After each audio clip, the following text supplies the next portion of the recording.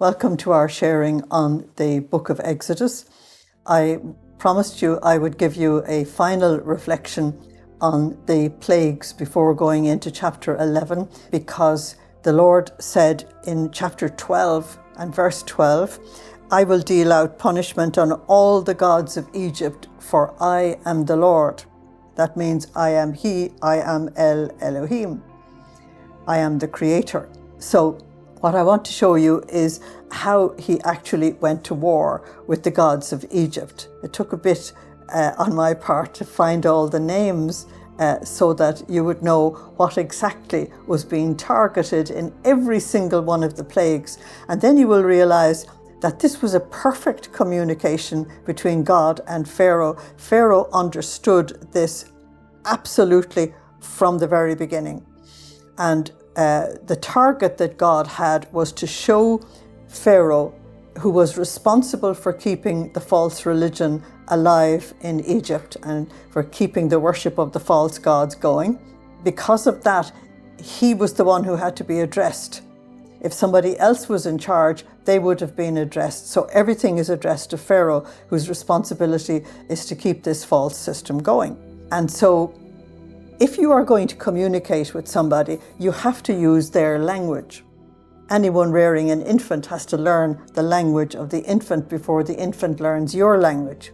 So God has to come down to Pharaoh's level to speak Pharaoh's language before Pharaoh can actually begin to step up into speaking God's language. That's very, very important. So the very first step, as I indicated before, was the confrontation about the snakes. And you remember I emphasized for you that Aaron's rod, which fell to the ground and became a snake, and then the magicians repeated this, that Aaron's rod swallowed up the others. And I said that that was very, very significant. So I need to tell you that I mightn't be able to pronounce some of these names correctly, but I'll do my best. The primordial or original snake god is written down as Nehebku. That's Nehebkau.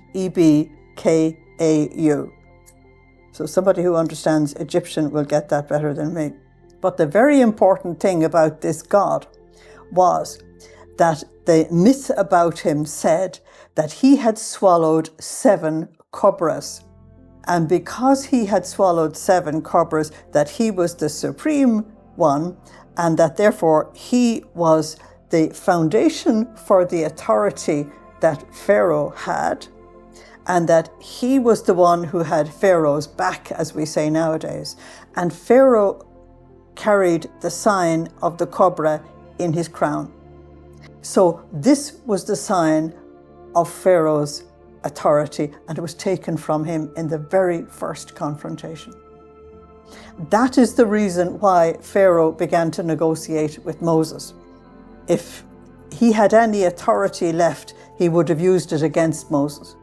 As long as the magicians were able to repeat some of these signs, Pharaoh used the magicians. In other words, he used the occultic powers to oppose Moses. But when Moses eventually disposed of the occultic powers, then Pharaoh had to deal directly with Moses, and Moses knew exactly what he was doing. So this was a startling display of supremacy, and it would have gained Moses a grudging respect, not only from Pharaoh, but from the sorcerers themselves and the whole pagan priesthood, because they saw that the ground from under their authority had just been taken from them in one very simple move. And it would have been the last thing on earth that either Pharaoh or any of these elites would have expected. Once the authority of Pharaoh is removed, Moses is actually ruling Egypt, and they all know it. And the reason why Moses is ruling Egypt is because Moses' God is the supreme God. And I'm going to show you in the next couple of minutes that all the gods of the Egyptians appeared to have gone on holidays. They were all completely silent, all completely inactive. None of them defended either Pharaoh or anybody else. But Yahweh, the Hebrew God, the true God, was present and very active and speaking to Moses, and Moses could speak to him. This was alive. This was real. And so the demonstration that was being given was that the false gods have no life and no reality. Okay. Now, one of the things that's interesting, after I mention another one of the gods, was a goddess called Wadjet, W-A-D-J-E-T. And her duty was to protect Lower Egypt. Now, Lower Egypt is Goshen, where God's people were. So God was going to get rid of this Wadjet and say, excuse me, my people are living in Goshen. Goshen belongs to me. I happen to be the creator, and now I'm going to be the redeemer of this people. And I can take any people from anywhere because I'm in charge. The famous Tutankhamun, who made such a noise in the discovery of his tomb in the 20th century, he had both the cobra and the symbol of Wadjet in his crown. Most of the pharaohs simply had the cobra. They didn't also have the symbol of this Wadjet. So Moses' message was, Pharaoh, you think you've got power over the people in Goshen, you don't. And this is going to be illustrated very powerfully in all the signs that we call, unfortunately, plagues. God's people are living there. The snake has no business wherever God's people is. So the Lord's choice of this people is very clearly made to Pharaoh. This is what you read in Deuteronomy 7:6. For you are a people holy to the Lord your God.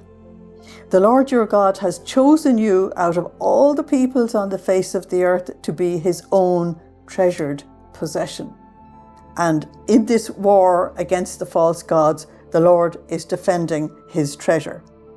So let's come to the next sign that was given to Pharaoh, and that is water into blood.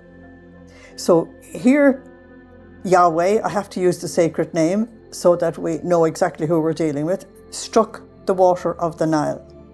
Now, you've already heard a number of times that the Nile was the lifeblood of Egypt, and that it overflowed its banks once a year, throwing up wonderfully nutrient-rich silt onto the ground on either side of it, and therefore made Egypt the breadbasket of the Middle East at the time. Now, the god in charge of all of this was the famous Osiris that everybody's heard about. So they considered the waters of the Nile the bloodstream of Osiris.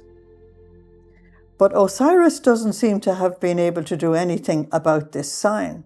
Not only that, but there was another goddess, one called Taweret, Taweret, and she was called the mistress of pure water. Well, neither Osiris could defend the river, nor this Taweret actually purify the waters. Both of them were completely useless. And yet so much attention was given to these gods and such incredible temples built to them, as you know if you've looked at anything to do with the archaeology in Egypt. And people today are absolutely fascinated by the archaeology of Egypt. So let's come to the second plague, and that was the one about the frogs. And you remember I pointed out to you the humor with which Moses said to Pharaoh, it will be on your own body, in your own bed, in your own kitchen, in your own ovens and so on. This is targeted directly at you. Why?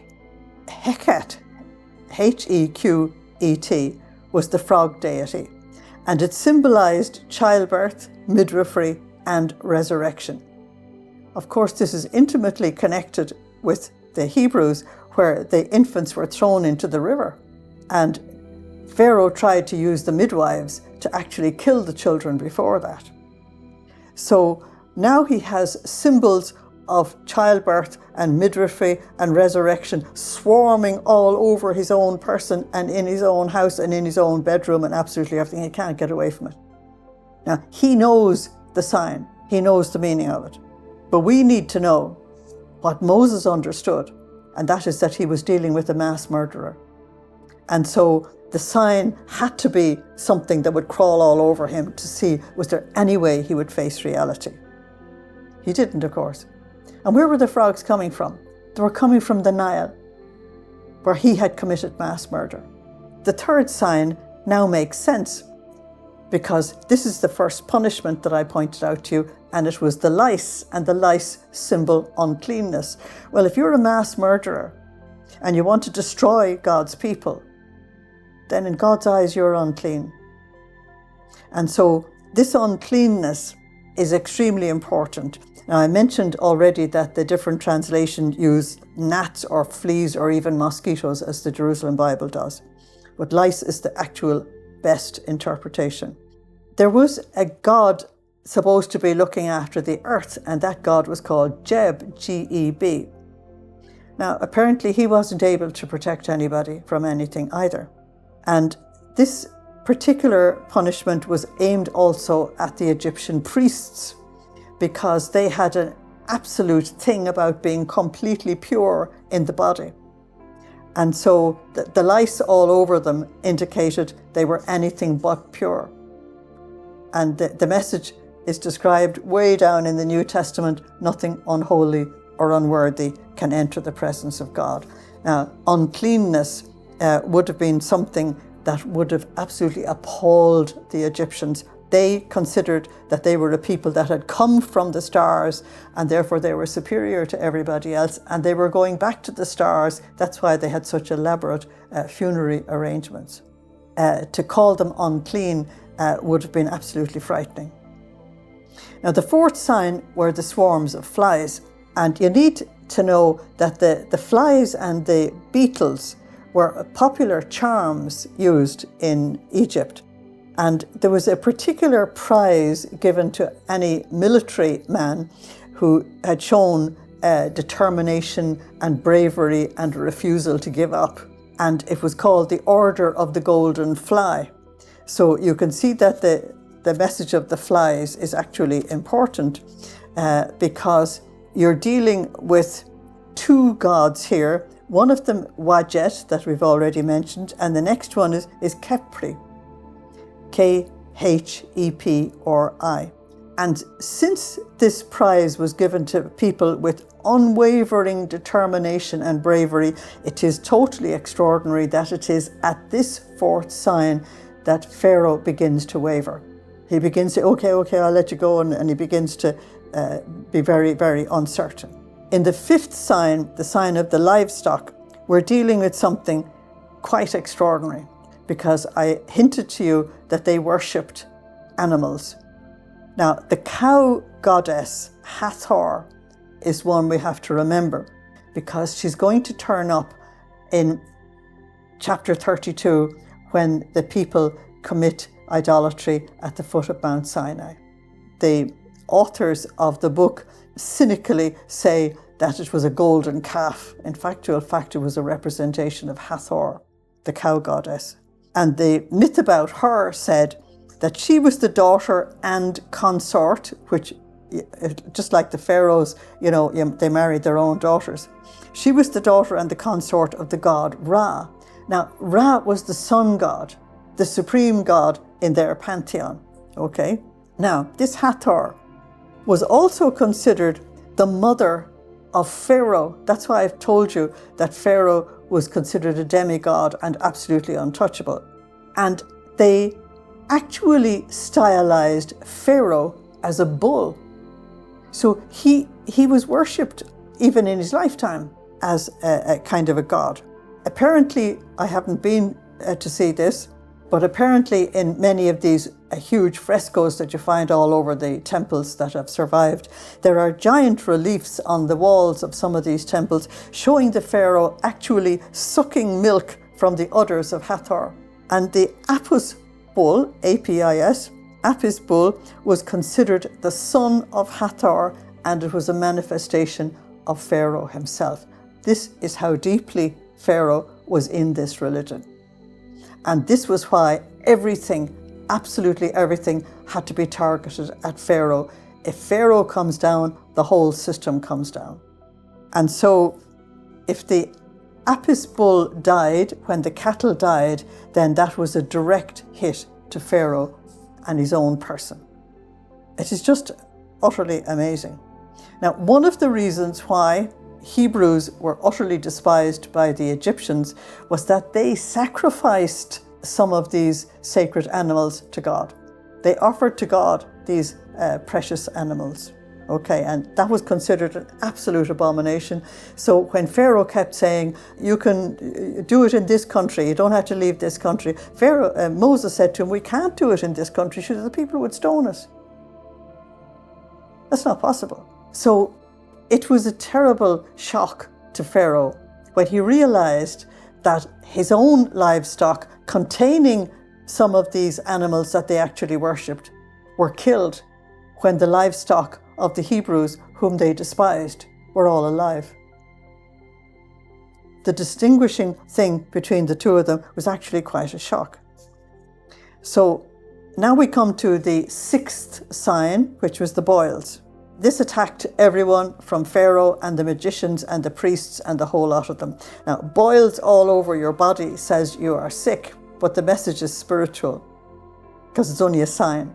But it also said they were unclean. Now, several of the signs are telling them they are unclean. Unclean in the Bible means unfit for the presence of God.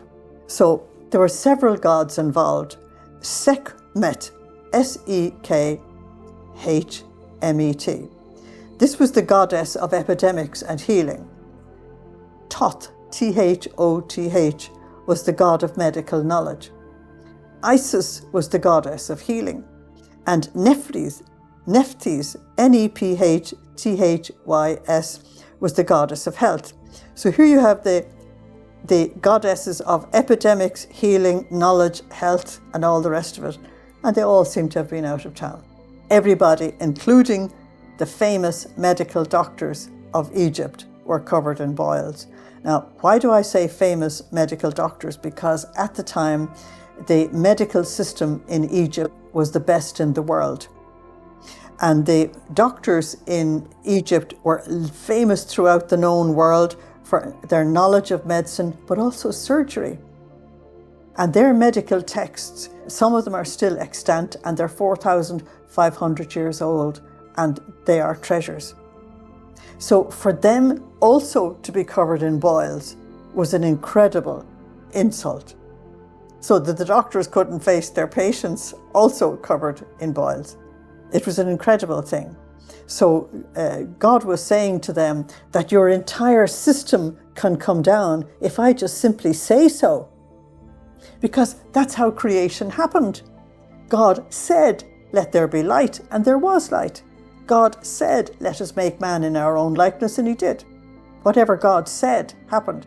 And they have seen this throughout the plagues, that whatever God said happened.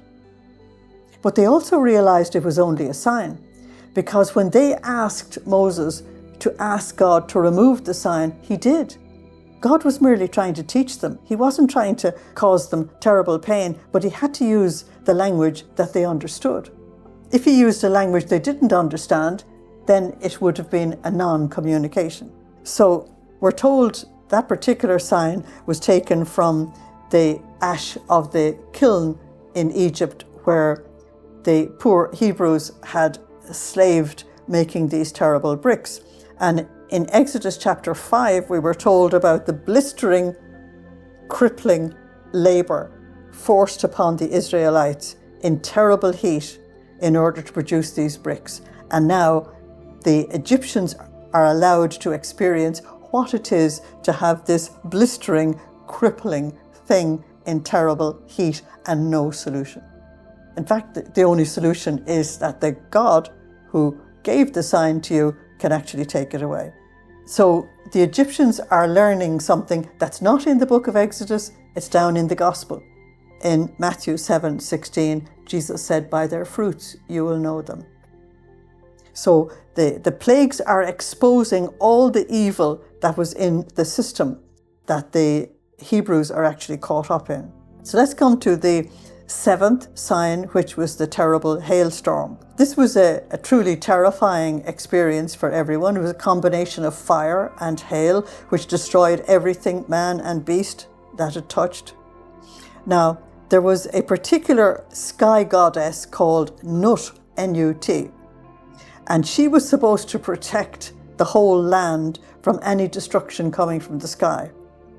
She appeared to be away on holidays.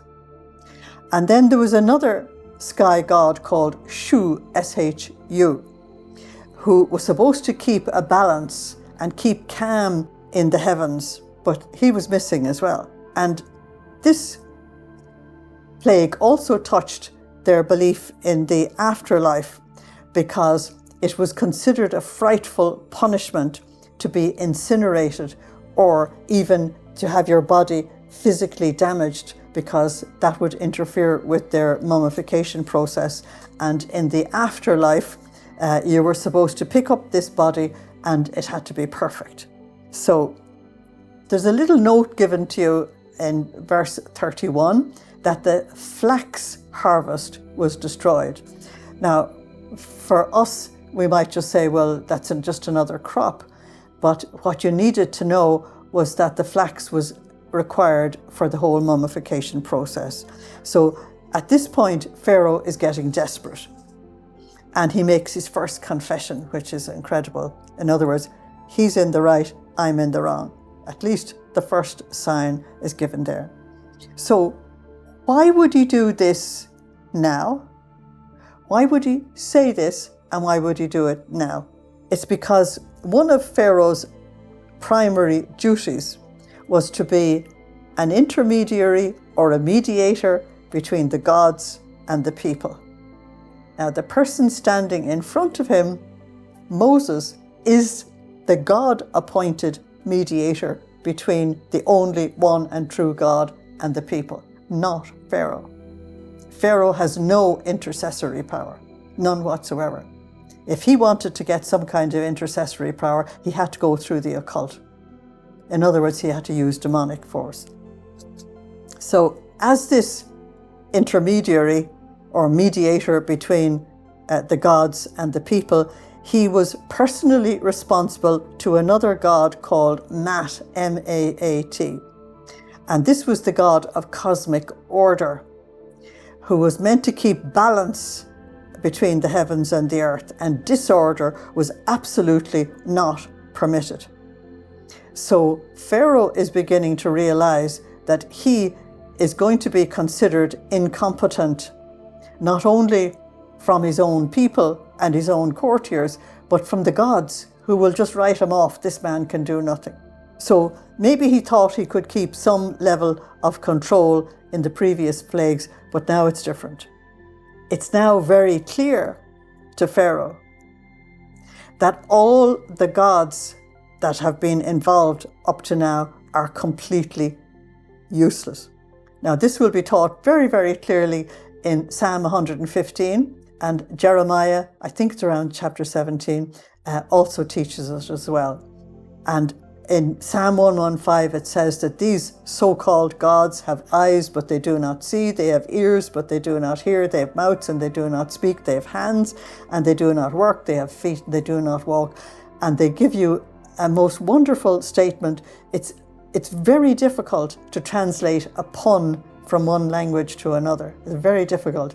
But somehow Jeremiah got it, and also this psalm. And they said that these so-called gods are merely things. In other words, statues you have made, a thing. But they're nothings. Why are they nothings? Because there's no life. There's no person. There's no reality. There's no truth. But they said, by comparison, our God is no thing. He doesn't have any matter. He's pure spirit. Our God is pure spirit. And so nothing of matter can actually touch him. This is extremely important, because in the whole occultic power system, Satan wants matter. When they try to attack you, they try to get something belonging to you. They need matter to do it. So this is way, way above that altogether. So Pharaoh definitely sees the supremacy of Yahweh. And he sees that the gods that he's worshipping are utterly useless.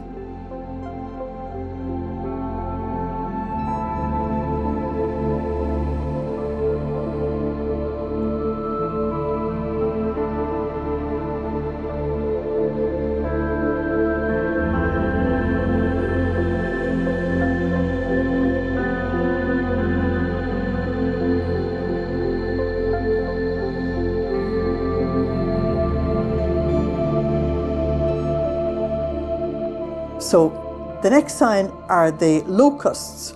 And, you know, in tropical countries, swarms of locusts are not that unusual, but you can have it turned into a plague by simply multiplying it into the billions, that's all. And so the remaining harvest was actually removed. Okay. And that meant that Egypt, which was the breadbasket of the world, was facing starvation. Now, they had 6 crop deities. 6. 7 is the perfect number. 6 is the imperfect number. And these were Neper, N-E-P-E-R, Nepri, whom I've already mentioned, N-E-P-R-I, Heneb, H-E-N-E-B, Isis, I've already mentioned, Set, that I haven't mentioned yet, and one that's difficult for me to pronounce, Ren-En-Utet, R-E-N-E-N-U-T-E-T. 6 of them. All 6 of them failed, or they were all out of town, whichever you like. And when I was preparing this, the thing that was uppermost in my mind was down in the first book of Kings, in chapter 18, when you have Elijah confronting the prophets of Baal. And the Baal, B-A-apostrophe-A-L, was the male leader of the false gods. Okay, won't deal with that now. But he challenged them. He challenged the priests and the prophets of Baal to go and work a miracle in front of the people. Now, he knew it wasn't going to happen. And so he taunted them as the day went on, and they went through their incantations, and they even gashed their bodies and drew blood, as people do in these awful rituals. And Elijah said, oh, maybe he's out of town, maybe he's busy, maybe he's gone on a journey. And that was the thing that I was remembering when I was reading this, because it seems as if all of these gods are gone on journeys or out of town as well. They're utterly and completely useless. But when Elijah called upon Yahweh to come and work a miracle for him, it happened immediately. So it's the demonstration of the true God. This particular sign actually brings Pharaoh to his knees, and he really makes his real confession, I have sinned against heaven and before you, which are the words that Jesus put on the mouth of the prodigal son. But the final sign that was given was the greatest of all, and it's the thing that turned Pharaoh again into want to murder the Israelites.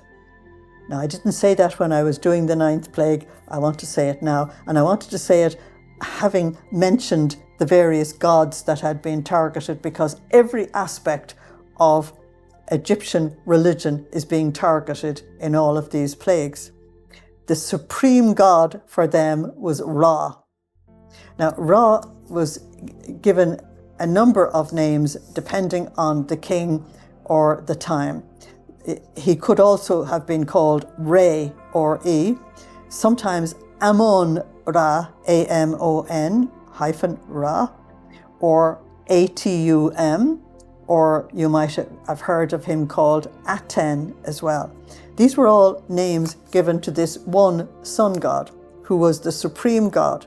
We're told that this sun god, he was the chief of them all and the essence of their religion. So when you look at the depictions on the walls in the temples, you find the sun disk all over the place. So when darkness came upon Egypt and light came upon Goshen, then the god Ra was defeated. Because Yahweh was saying, I am the light. Nobody else is the light. And this disk that you are worshipping is merely a disk in the sky. It's merely a star. That's all it is. It is a created thing.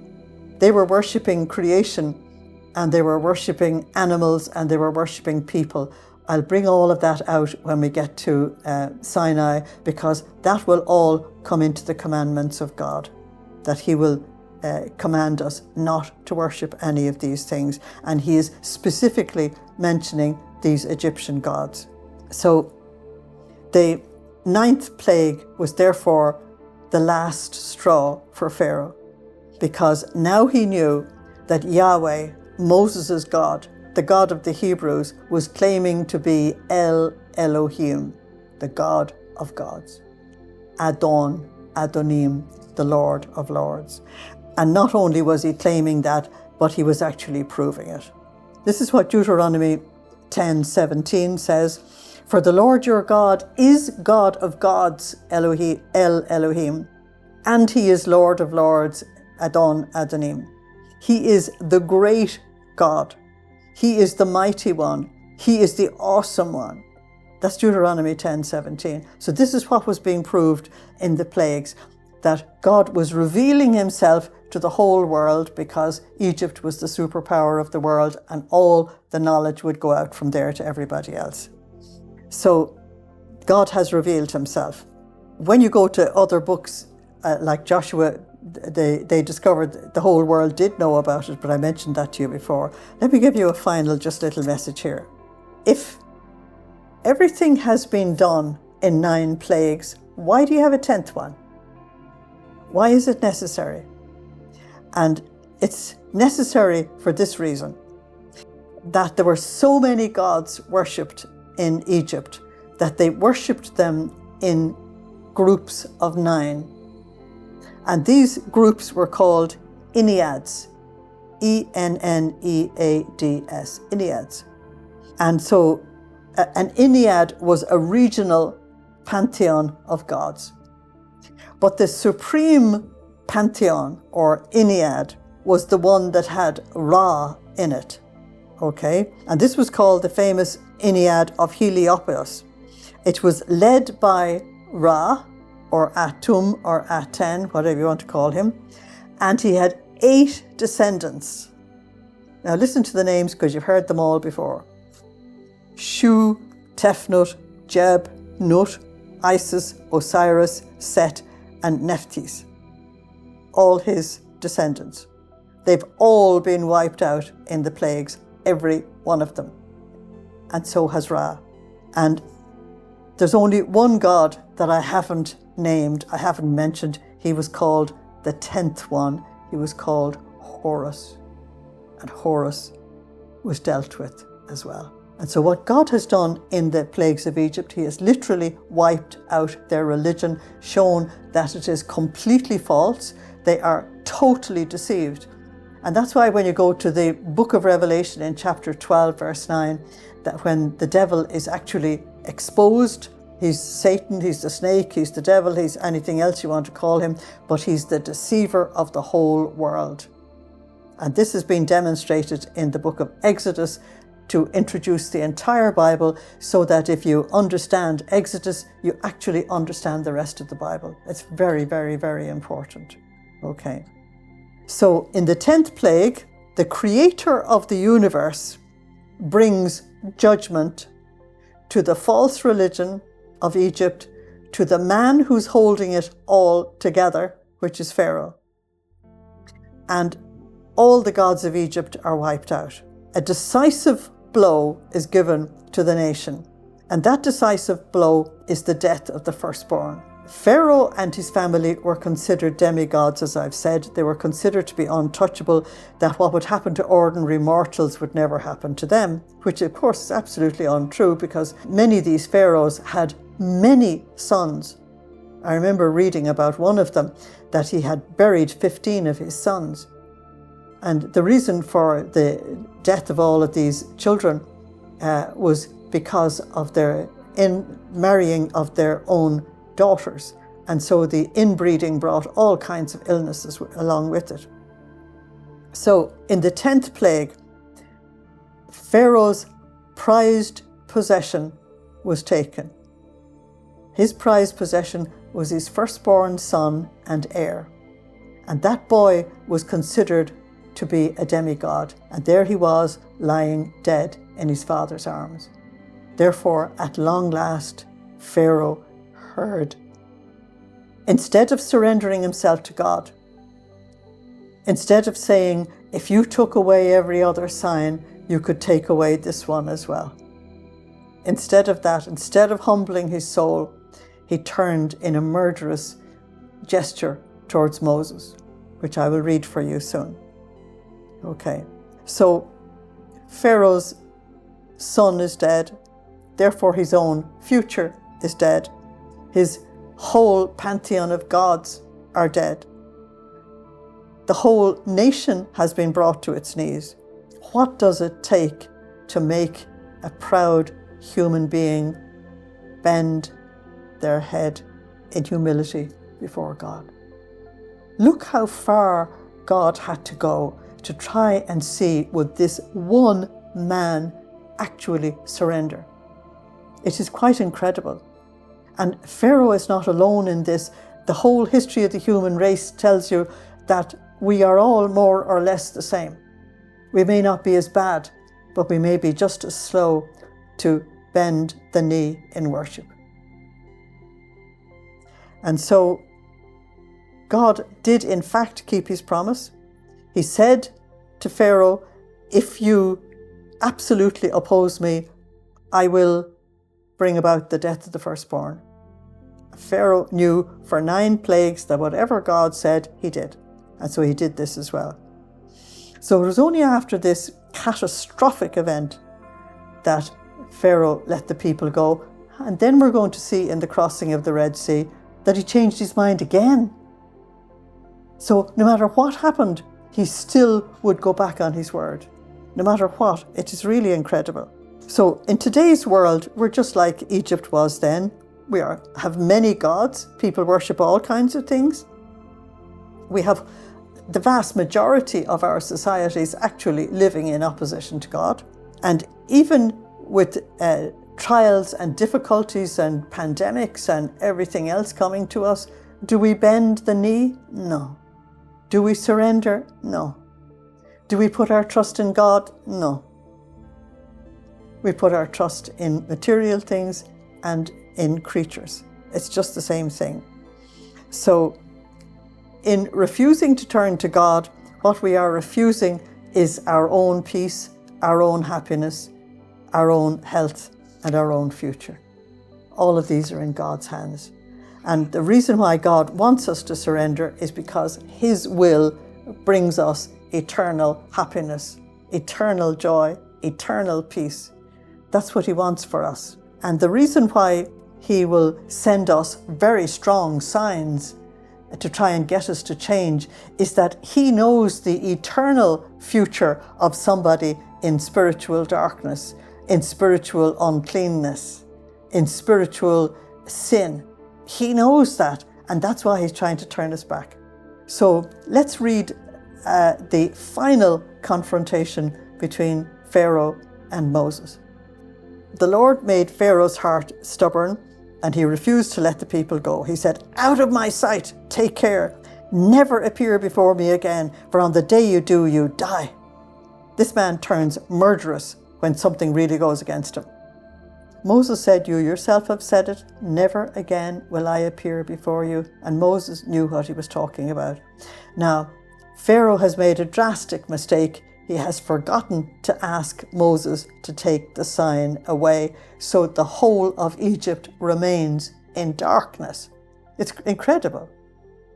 And so while Moses is moving through the palace in darkness to try and get out of it, the Lord stops him. And the Lord said to Moses, "One disaster more I will bring on Pharaoh and on Egypt." Just one. "After this he will let you go. Indeed, he will drive you out. So instruct the people that every man is to ask his neighbour, every woman hers, for silver ornaments and gold. They're going to need this in order to be able to survive and to buy and sell in the wilderness."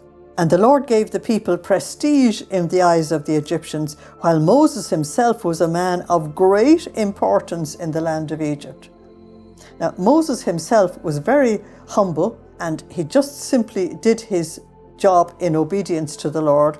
But his profile before the whole nation, before the whole superpower, before the whole government was at its absolute highest peak. This man was ruling Egypt, and Pharaoh had no power whatsoever. Everybody could see it. He was a man of high prestige with Pharaoh's courtiers and with the people. And so the Lord said, "Go back, tell him, towards midnight I will pass through Egypt.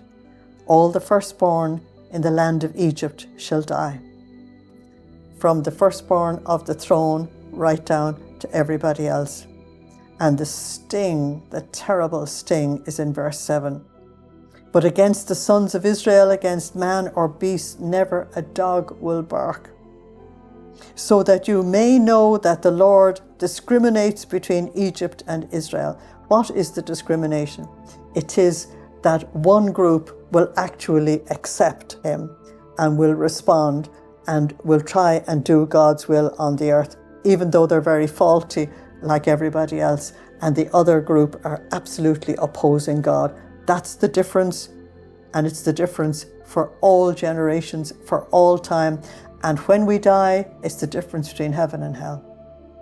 It's a very serious thing that God is saying. So let us think about it. It's very important, and I'll take you from here into the Passover. Thank you for listening. Slán agus Banach Day live. Goodbye. God bless you.